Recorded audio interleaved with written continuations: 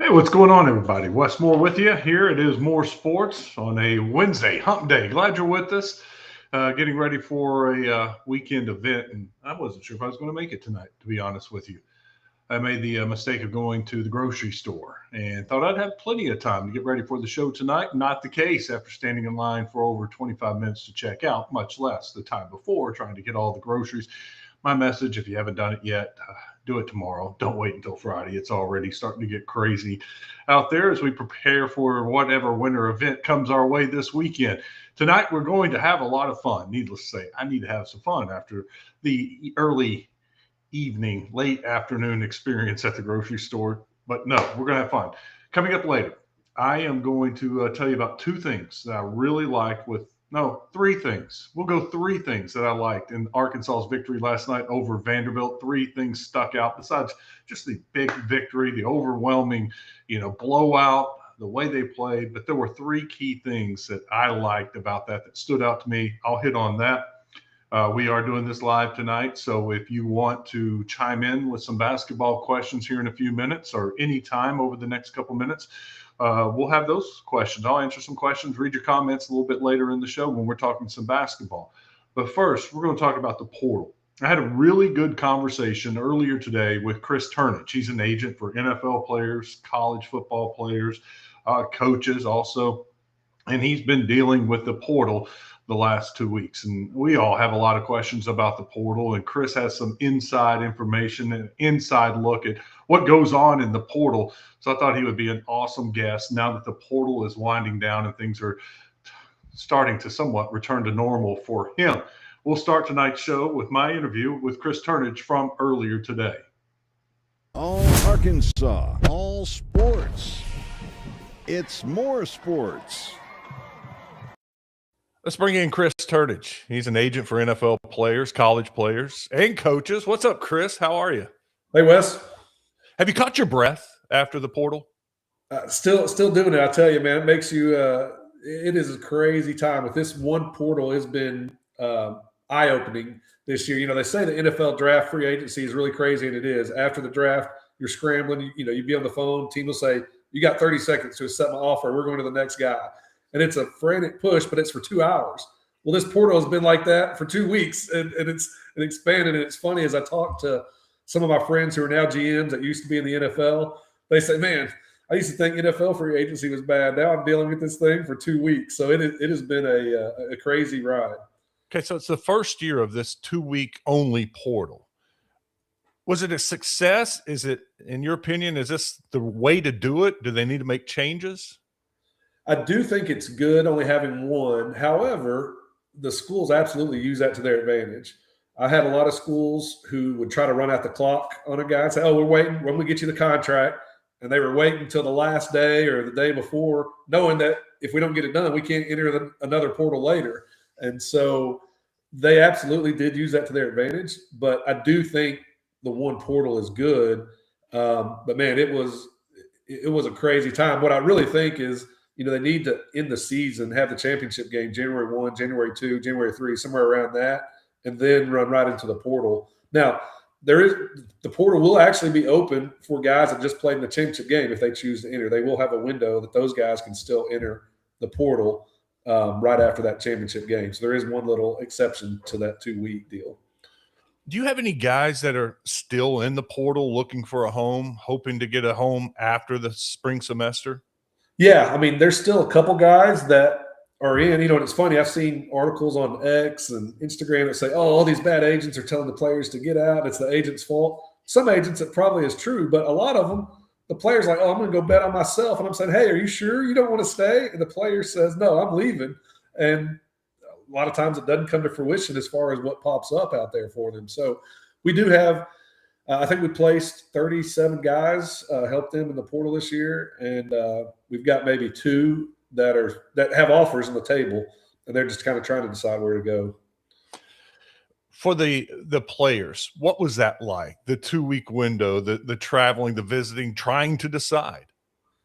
It was really, really interesting. We had one of our guys that I had to counsel and tell, like, hey, this is not the way it works. In his mind, he was thinking this is like recruiting visits coming out of high school, and I'm going to go take 5 official visits and take my time and make a decision.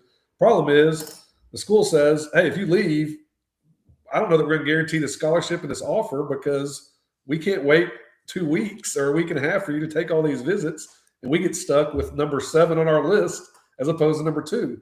So that was a big thing, I think, for the players that they don't understand is this is not a scenario where you can take your time and go visit 5 different schools and go back and talk to your family. This is a decision that has to be made fairly quickly because of the nature of the beast with schools needing to move on if you don't commit. Did any of your players that was trying to visit did they end up leaving money on the table because of what they thought this was? So we had a guy who committed to Arkansas. And yeah, I mean, there was some scenarios. He visited Louisville first, and then he wanted to go to Arkansas, and then he wanted to go to take his visit to USC and LSU. And I just told him, I said, hey, that's fine, but just understand Arkansas might not be on the table if you leave. They're trying to go get at somebody else. So he made a decision and he committed while he was there. But yeah, there are certainly, I think we had 1 or 2 that did the same thing, that lost that first offer and then would come back and have to take this other offer because that first offer wasn't there anymore. They thought they could take time to really think about it. Did you hear any kind of horror stories, crazy stories about the portal or experience them? Yeah. Oh, yeah. I mean, I can tell you a couple. I mean, and I don't mind calling them out on the show, so hopefully they're not paying attention. But if they are, then that's all right. Louisville is very difficult to deal with. They were one of the worst to deal with this year. And they would do a lot of bait and switch, offer something, and then you get them and say, oh, never mind, we're going to offer you X. And it's like, well, the reason we came to visit is because of what you were saying earlier. And then their contract, they were one of the ones that say, oh, yeah, we'll get the revisions back to you. And they wouldn't get the revisions back. And it's like, I know we're all on a time crunch here. I need it. And their attorney would be like, oh, I'm busy with board meetings and stuff. So they were very, very difficult to deal with. Tennessee is very difficult to deal with. Some Arkansas fans might like to hear that. They were one of the ones that were very difficult to fight with. And I'll just tell you, too, Auburn had a weird stance. Almost every school has a clause that is a non-disparagement clause that says, hey, you can't disparage the coach or the school, if this falls apart, which is great. And I said, hey, let's just make this reciprocal. They can't disparage the player either. Every school has always said, oh, yeah, no problem, no worries. Auburn said, no, we're not going to agree to that. And I said, you want to retain the right to disparage the player? And they said, we will not agree to include a non-disparagement clause for us. So it's just little stuff like that. It's just kind of weird, That's okay. That's a weird hill to die on, but so be it. Yeah, I mean, it's very rare. I'm trying to think of a case that a school basically trashes a guy for leaving. Always. Exactly. Just a high road. You move on, he moves on. That's just weird. You wouldn't want to include that because it's no big deal. You shouldn't want to trash. You should do it anyways. Yeah, exactly. That was my point. So yeah, you get some of these schools that plant a flag and say, nope, we're not budging on this term, and it is what it is. I mean, a lot of schools come in with language that say we can terminate this at will. And we always fight back and say, no, we're not accepting that clause because we're agreeing to this deal. And so however you want to change it, but we're not accepting it. And one school, it was funny, they said, well, we've got 25 players that have already signed this clause.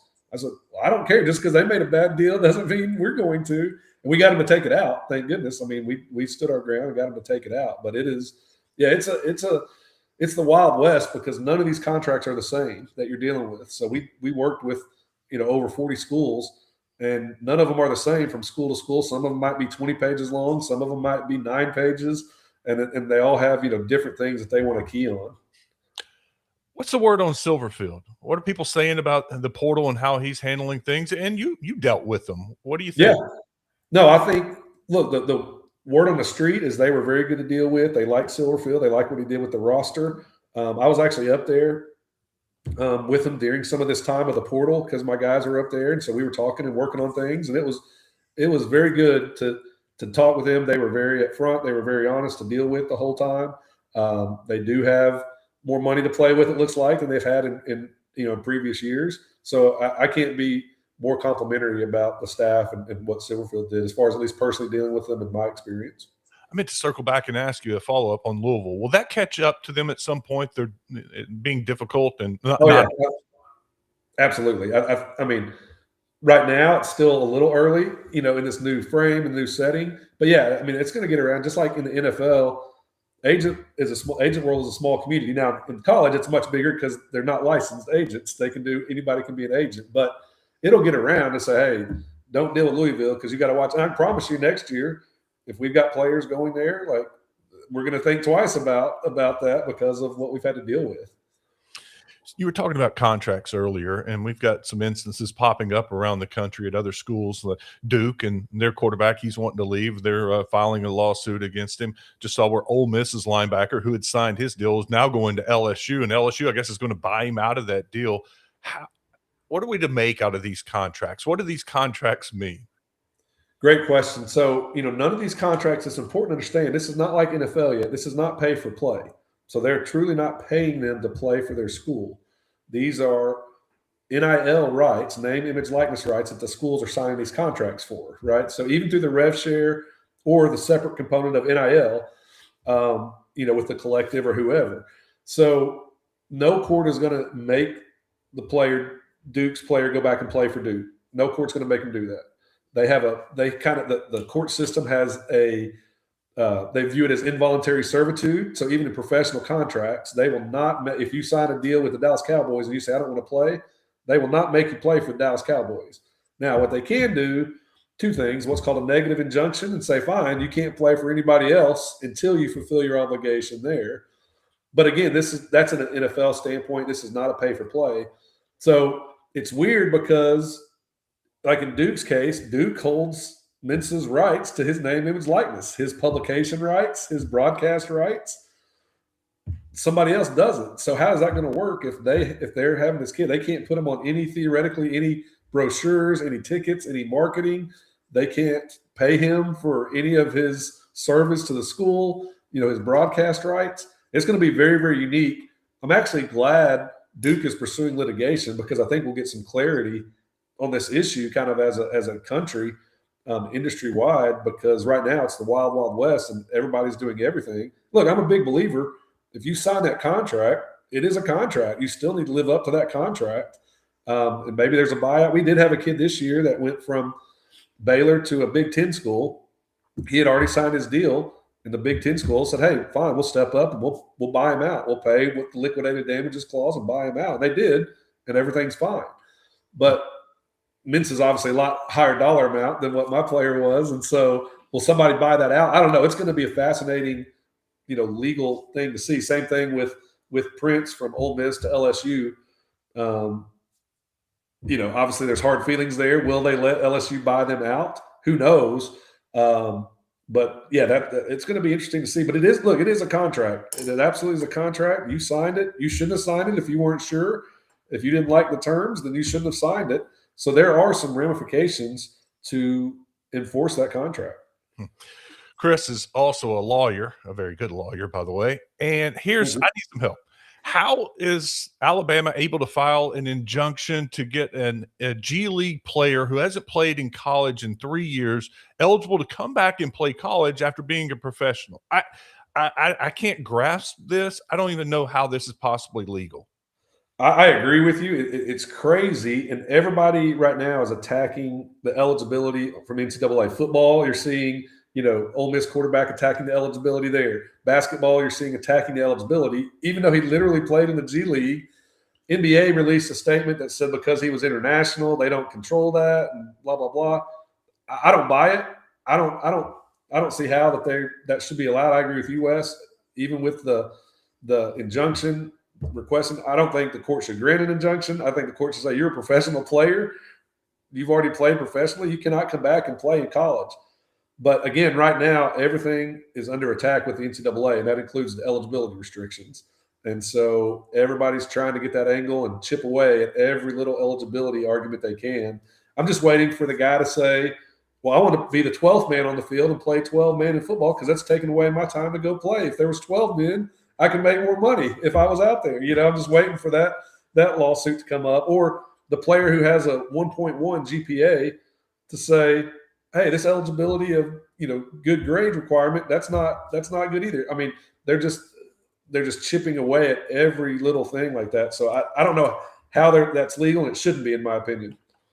It's wild. Who do you have? Patriots, Broncos, or Seahawks and Rams? Who's going to the Super Bowl? You know, it would have been much more interesting if Bo Nix was playing. Would have loved to seen that. Obviously, the only quarterback in the NFL that was born in Arkadelphia, Arkansas, because his dad was the Henderson State coach at the time. I got to go with Patriots because of the Bo Nix factor. Denver's defense is legit, but New England's defense is pretty good too. As far as the NFC, I've been saying for a long time, Seattle, I believe, is going to be the NFC's representative. I've got 3 players on Seattle, so I'm kind of cheering for that selfishly. It would be kind of cool. I didn't know. Who do you have? So Ty Okada, he's the safety for them, number 39. He's played a lot. He started actually for them quite a bit during the season. He's from Montana State. And then Chris Stoll is the long snapper from Penn State. So he's well regarded as one of the best long snappers in the NFL. And then Brady Russell is a tight end from Colorado. He's got the long flowing hair. You probably see him out there some. He plays a lot of special teams and some on some offense as tight end. So those are my Seattle guys. So I'm going to go Seattle and New England in the Super Bowl. Awesome. Chris, have fun. Have a safe trip, and we will talk to you soon. Appreciate it. It's Gwatney Buick GMC's Forecast Frenzy. A huge sale as nuts as an Arkansas forecast. Tomorrow's blizzard calls for traction. Get huge savings on Sierra and Canyon four-wheel drive. Expect a heat wave the next day. Take the top off and enjoy these pre-owned. Followed by a monsoon. The front-wheel drive Encore will get you there at just $199 a month. It's Forecast Frenzy all month long at Gwatney Buick GMC. We never know what the weather is, but the savings are good. Strength isn't built by chance. It's built step by step, choice by choice. At Centennial Bank, we believe it's the everyday actions, done with care, done consistently, that lay the foundation for something greater. That's how we build trust. That's how we build strength. Let us help you create a strong financial game plan. When we work together, we win together. Centennial Bank, member FDIC. Now let's talk some Razorback basketball. I'm going to give you the 3 things that I saw last night that I really like. 3 things I think will be big for the rest of the season, and really 3 things that can help this team get from a good NCAA tournament team to a great NCAA tournament team, a team that can get to the Elite 8, maybe the Final 4 if they keep improving. But the 3 things I saw last night. 1, I want to start with the defense. The defensive effort last night was something that's been missing, sorely missing for a while now. I think it started way back at the Ole Miss game. Second half, maybe the Ole Miss game. Arkansas just seemed like, we'll just outscore these guys. We don't have to play defense. And it carried over to Auburn, South Carolina, of course, to Georgia. And last night, for the first time, maybe since Tennessee, maybe since early in December, those guys got after it. They played defense last night. They showed the effort that is needed, the desire that's needed to play defense. And they kept Vanderbilt out of the lane. And that's what's so important. There's been so much dribble, drive, penetration, just flying right by guys into the lane. And then that creates breakdowns in the defense, layups, dunks, kick it out, wide open 3. And it's just been problem after problem. You didn't see that last night. I mean, how many times did you see Vanderbilt dribble in, penetrate to the lane, and get easy looks? It wasn't very often. No one's going to be perfect, but they were so much better. Vanderbilt was averaging over 90 points a game. One of the best scoring offenses, and Arkansas held them to 68. It would have been their lowest of the season, except for they scored 4 points late in the game when Calipari substituted and put the guys in at the end of the bench, and they scored 4 points, not to have their season low. And then you think about that, how many threes that they just, I hate to say lucky, but, sometimes you get the shooter's touch. But when the ball hits the rim, bounces up, hits the top of the backboard, and then bounces back in, there were some lucky threes they hit last night. So Arkansas did a great job defensively. That's 1.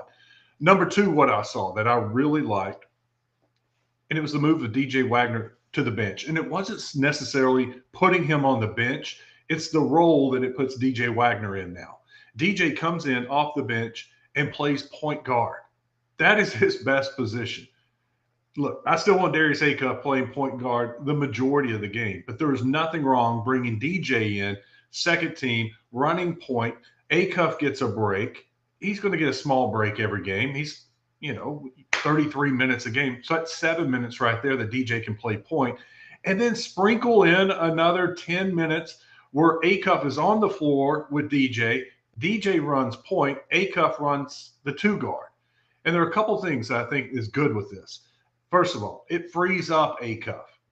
Right now is the point guard, and now that everybody knows about him and what he's been doing, all eyes are on Acuff when he brings the ball up the court. And they're playing him physical. They're playing him tight. All attention is on him. All of a sudden now, point guard's bringing the ball up. The focus isn't on Acuff. It's on DJ. Acuff, if you watch, he lines up in the corner. Man's not right on top of him. He is backing off of him because he's got to play help defense.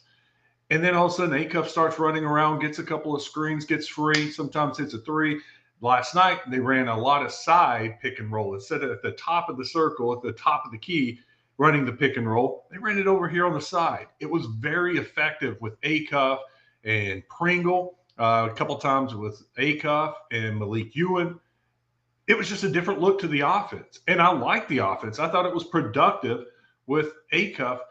Let's look at it this way. Acuff, no doubt, is your best guard, point guard. DJ is not a great 2. He's not he's just not a 2 guard that you would think about. His best position is point guard. Well, Acuff is still a really good shooting guard. He's a really good 2 guard. So to me, the best combination of those 2 on the court is that. Wagner at 1, Acuff at 2. Also, what it does for Acuff, it gives him a break. It's hard work bringing the ball up, being the point guard. Got a guy sometimes going 3-quarter, working you, trying to take the ball away, making you work to bring the ball up the court. Very few teams would just allow a guy to dribble up the court with no pressure. This just takes a little bit of a load off of Acuff that can help him later in the game, later in the season. So I think those are 2 benefits, really 3 if you think about it, because Acuff is a good 2 guard. I like what he can do when the ball is not in his hands. He can do some other things to help this team. So I think those are really good. That's a really good move, having DJ play a little more point guard. And the third thing that I saw last night that I really liked was Malik Thomas starting. I always thought, and I was a fan of Malik Thomas coming off the bench with Billy Richmond. I thought that, Billy is going to bring instant energy. I mean, he's just going to get, well, we know what he does. And those are 2 good guys. Instant offense, instant energy to come off the bench. The problem, though, what I saw and have seen with Malik Thomas, he was buying into the instant offense a little too much. And so he was accepting his role, but he was going a little too far with his role. And so he's thinking, I got to come in, I got to put up some points, I got to get some shots, and I'm going to make things happen. And he started forcing things. Last night, as a starter, that's no longer his role for instant offense. It's just to be a part of the offense. And he seems so much more comfortable being a part of the offense. Yes, he can give you instant offense, but when he is in the means of the offense and the offense isn't necessarily rolling right through him, dribble drive, pull-up jumper, driving to the basket, shaking a guy, hitting a 3, you just see how much easier the shots were. I think he was 3 of 5 from – I don't have the box score in front of me. I think he was 3 of 5 last night from the 3-point line. He hit 1. We all know the one. If you haven't seen it yet, it's going viral. He shoots it in front of the student section. Ball's halfway there. He turns around, points at the student section, and has his hands up in the air. It's a Steph moment. And there was another moment earlier in the game, other corner, baseline jumper. Man, he left that hand up in the air for a long time. Is this going? He thought he made it. And that thing just rattled out.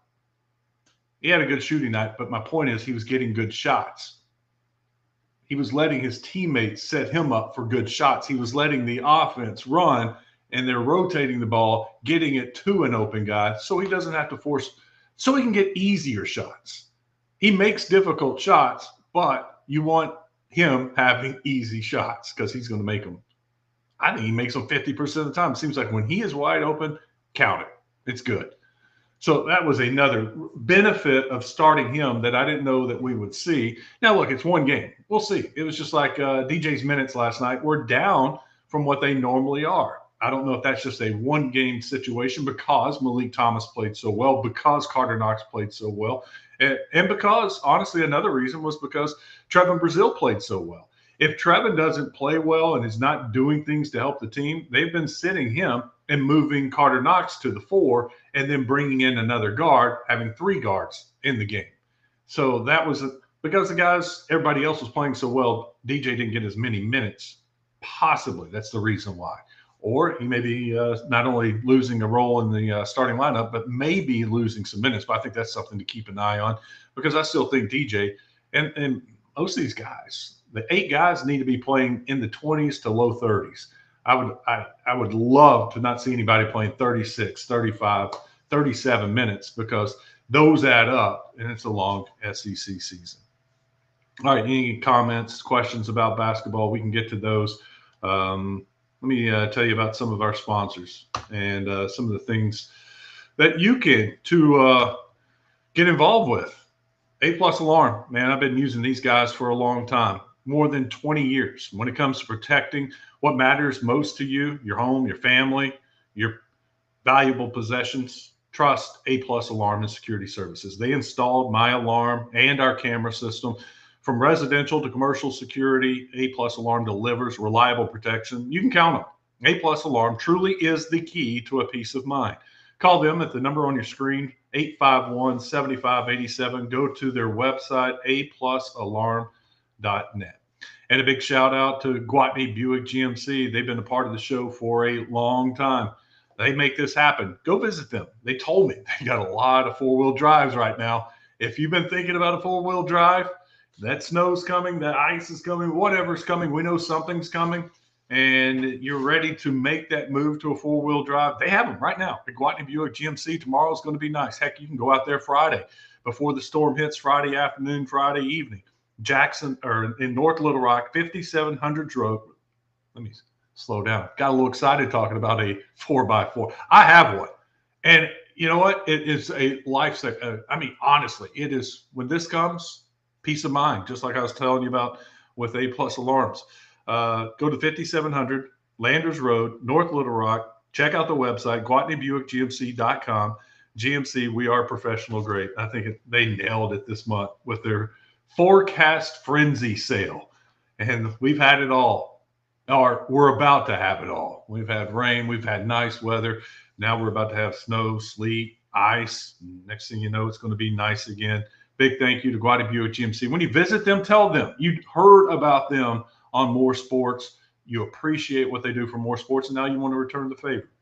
And then we got Centennial Bank, strength, consistency, and a commitment to build trust. That's Centennial Bank, our newest sponsors. For generations, Arkansans have relied on Centennial Bank for steady guidance, local decision-making, and financial solutions that stand the test of time. From personal banking to business and home loans, Centennial Bank is built on relationships that last. Discover the strength of a bank that delivers trust, and it's earned every day. Visit my100bank.com or visit your local Centennial Bank. Member FDIC. All right, coming up tomorrow, we are going to talk one more time about the portal. Kevin Bohannon from hogsports.com will join me. We're going to take a look at some of the positions that Arkansas really nailed it, and maybe some positions they need a little help. We'll have that complete breakdown of the portal and see how some of these guys fit into the offense, in Cramsey's offense, and what Silverfield wants to do, how they fit into Ron Roberts' defense. And so we're going to try to get to know these players a little bit better and find maybe the ones that we really like, and then maybe find a little hidden gems that could possibly pay off for Arkansas. So that should be a really fun show. We'll start looking ahead to LSU, that game on Saturday. Honestly, Arkansas should take care of business, blow out LSU. I watched them last night against Florida. Boy, that Cheney Lou, that dude is a stud. Double-double the last 4 games, 22 rebounds last night. He had 15 points. He missed 5 free throws. If he makes his 5 free throws, he's got a 20-20. He worries me. That whole Florida front line worries me against Arkansas. That's going to be a very difficult game when they go down to Gainesville, but that's way down the road. Arkansas has got to take care of this home and home week, go 2-0, go to Oklahoma, build on it, make a 3-game winning streak, come back home. Kentucky, make it 4-0, go into the bye week on a roll. I'm laying out the plan to stay up there, move up there, and have a chance to win the SEC. It all starts with this little 3 out of 4 homestand and going on the road to Oklahoma. Florida just had a 4-game winning streak. Now Arkansas needs to get a 4-game winning streak because Florida's playing really well right now. Keep an eye on Texas A&M. They're playing tonight.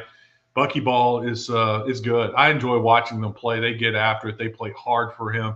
They're going to be hanging around the top for the rest of the season. I kind of believe in Texas A&M. All right, that's going to do it for tonight. I appreciate you hanging in there with me. Sorry about the late start, frazzled start, because I went to the grocery store. If you don't have to go, don't. Just avoid it at all costs. And we're going to be back here tomorrow night and again Friday night. And we'll have some solid shows. Heck, we may have a snow show. Who knows what we'll do Saturday? Because I think we're going to be all stuck inside watching TV Saturday, Sunday, maybe Monday. Who knows? That's going to do it for tonight. Thank you for watching. We'll be back here tomorrow night for more sports. All Arkansas, all sports. It's more sports.